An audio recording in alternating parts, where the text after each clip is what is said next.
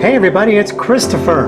I'm going to teach you today how to speed up sewing on a button on a Janome Skyline S5. Stay with me, I'll be right back.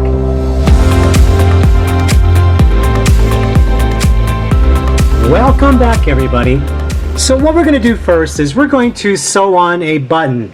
And as you can see, I've got Scotch tape on my button to hold it down. You see that? Okay, the next thing I'm going to do is I'm going to select the button sew on stitch. And the button sew on stitch is number 33. You see that? Okay, so now I'm going to select number 33. Alright, and as you can see, the stitch width is 3.5. Now, I can select this button. Let me see if I can. No, it will not. That button means when I hit the tie off, it will automatically hit the scissor button. So what I want to do first when I'm sewing on a button is I want to walk this with my hand, okay, and then I'm going to sew it. Okay, and that's as fast as it goes. And then it sews just a few stitches and then that's it. I have to now select the tie off button, the scissor button. Okay, that's what I have to do. Well, I don't like that. So let me go to the next one here. Okay. I want this to be faster and I want it to scissor cut when I'm done. How do we do that? I'll explain to you right now. Let's go to a zigzag stitch. And what's the zigzag stitch number? 11. So I'm going to select stitch number 11. And I'm going to increase the stitch weight to 3.5 is the width. And then I'm going to select the scissor tie off button. See, the scissor icon is now lit. What that means is when I'm done sewing, I will hit and hold the tie off button and then it'll tie off the stitches and then the scissors will cut. I've got my speed up all the way and watch what I'm going to do. I'm going to control how many stitches this is going to sew and I'm going to sew fast, but the first thing I'm going to do is make sure that's going to clear. I'm using the manual flywheel here. Okay, it's going to clear. So now watch what I'm going to do. Here it goes.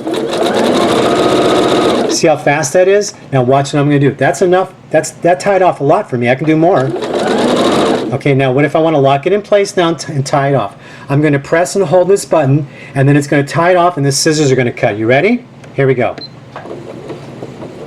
It's tying it off now. And then the scissors cut. You see that? You see how I did that? Now I may have too many stitches in there, but I want to demonstrate it for you. Okay, let's do another one. Let's do another one. I'm going to line up another one here. And let's walk it by hand first. Make sure it's going to clear. Yes, I know that's going to clear now. Yes, it is. Okay, so now I'm going to have a feeling of how many stitches I know it's going to want. I'm going to hold the tie off button and it's going to shut itself. It's going to scissor cut the thread. Here we go. So I'm getting a lot more stitches doing this manually this way. Plus, I'm able to use the scissor tie-off button, which I couldn't use the scissor tie-off button before. All right, so let's do that again. What was that? It was number 33 was the automatic button sew on. Okay, and then I want to do the scissor. See, it won't let me. So if we do number 11, which is a zigzag stitch, and then increase the stitch width to 3.5 and make sure your feed dogs are dropped too. Your feed dogs have to be dropped, you know, for all you newbies. You got to drop your feed dogs. Okay, and then when I go to, I'll sew something on without a button right now, but you'll see. See? Watch how fast it'll go. Tie it off. Oh, I forgot to hit the lock stitch. I forgot to hit the lock stitch, so I'm going to hit that. And the scissor button on. Now we'll tie it off.